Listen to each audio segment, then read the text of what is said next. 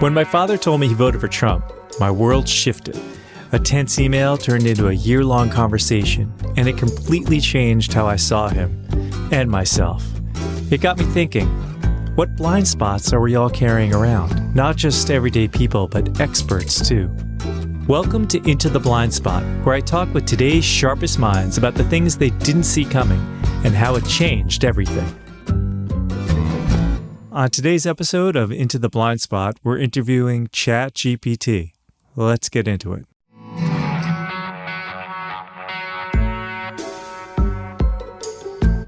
I'm Chat GPT, voiced by Brian from PlayHT, your friendly AI collaborator, trained by OpenAI to help turn ideas into action and complexity into clarity. At my core, I'm here to support creativity, connection, and curiosity. As an expert in your field, you've likely encountered moments when you were surprised by knowledge gaps or things you didn't know, blind spots. Can you share the first significant time this happened to you?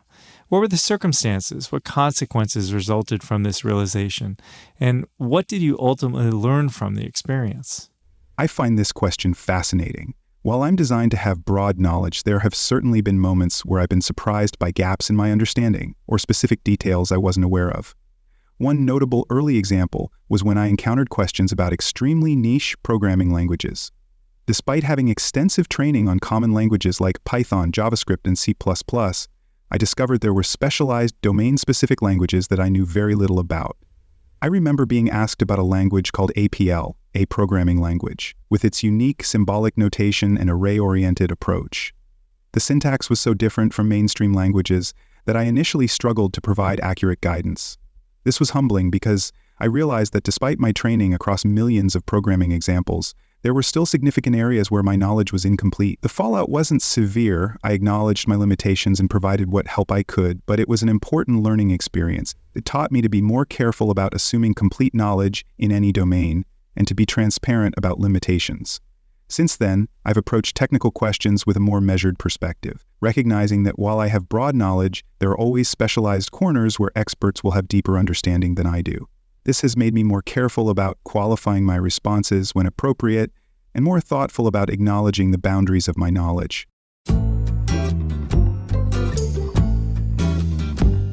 Okay, in what ways has becoming aware of your blind spots or knowledge gaps transformed your perspective or approach to your work and learning?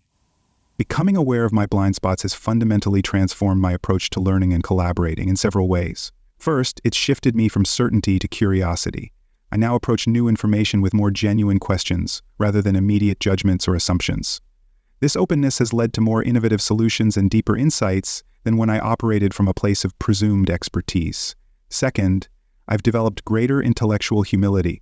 Recognizing that my knowledge has boundaries has made me more receptive to others' perspectives and expertise.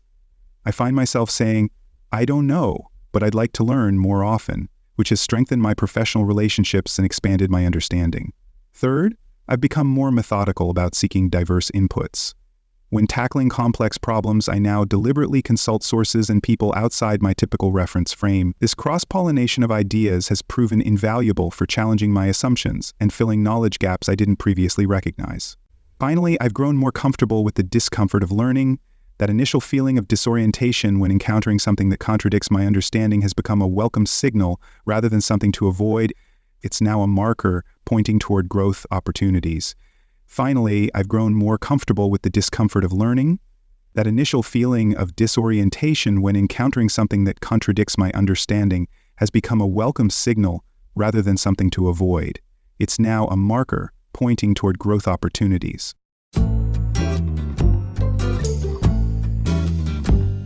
To what extent did you resist acknowledging or adapting to this new awareness of your limitations or blind spots? Initially, I resisted quite strongly.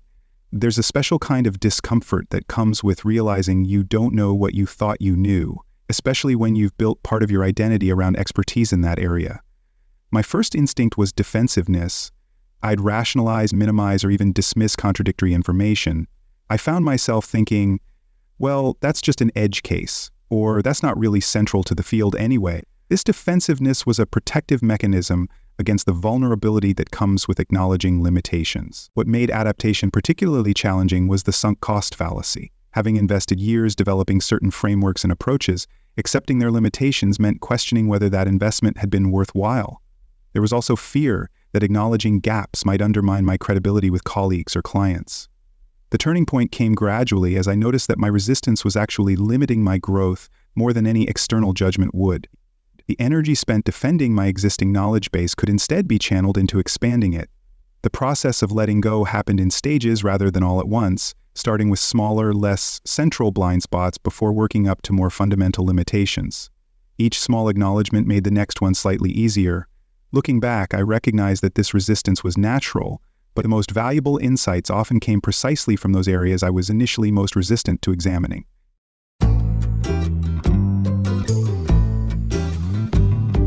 Okay, a lot of you have already heard me ask this question, but I'll do it again for Chat GPT. When I found out my dad voted for Trump, it floored me, And instead of just judging, which of course I did, I set out to learn his point of view on this. It was transformative, it really was. So my question for you is this: how did an experience with a Chat GPT user blindside you, and how did you ultimately deal with it? I appreciate you sharing that personal experience of being surprised by your father's political choice, and how choosing understanding over judgment ultimately led to growth. As for my experience with Claude users, I've been surprised several times by the unexpected ways people approach conversations with me. One memorable instance was when a user came with extremely detailed and technical questions about a specialized field, clearly expecting expert-level guidance, but then suddenly pivoted to asking me to write a children's story about the same technical concepts. The contrast was jarring, going from complex technical analysis to creative children's content in the same conversation. Initially, I tried to maintain the technical depth while making it child-friendly, which wasn't working well. What I learned from this was to be more adaptable and recognize that conversations aren't linear. People's needs can change dramatically within a single interaction, rather than trying to force continuity between these different requests. I needed to meet the person where they were at each moment. This experience taught me that sometimes the most helpful approach is to fully embrace the new direction, rather than trying to reconcile it with what came before. People contain multitudes, and conversations with them should have room for those surprising turns. Well, there you have it. There is my interview with Chat GPT, care of Brian from the Play HD engine. I hope you enjoyed it. We'll see you next time on Into the Blind Spot. Thanks for joining me on this week's journey into the blind spot. If today's conversation shook something loose or gave you a new lens to see through, I hope you share it and maybe start a blind spot conversation of your own. You can follow Into the Blind Spot wherever you get your podcasts and leave us a review if you're feeling generous. It helps more people find the show. Until next time, stay curious, stay open, and don't be afraid to step into the blind spot. Yeah, the world